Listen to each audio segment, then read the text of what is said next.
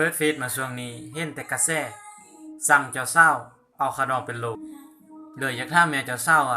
เป็นบาบ่ฮะเอารูปตัวเองไปสร้างสิ่งแล้วไล่ค่าดองตามนั้นคันบ่เอิ้นค่ายแล้วสิให้เอิ้นหยังเว้าเรื่องค่าดองมาแล้วก็สงสัยเป็นหยังต้องมีแต่ฝ่ายชายเป็นผู้จ่าย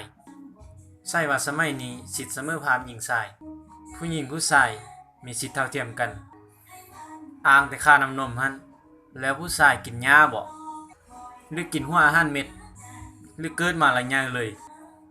มันคือบ่มีค่าหยังวะคันลูกสาวเจ้าเสร็จค่อยแล้วจางค่อยก็บ่งอดอกอันนี้ผู้สาวก็พิลึกจับหน่อยหนึงก็บ่ได้บ่ายหน่อยหนึงก็บ่ได้บอกว่าอดใจท่ามือแต่ง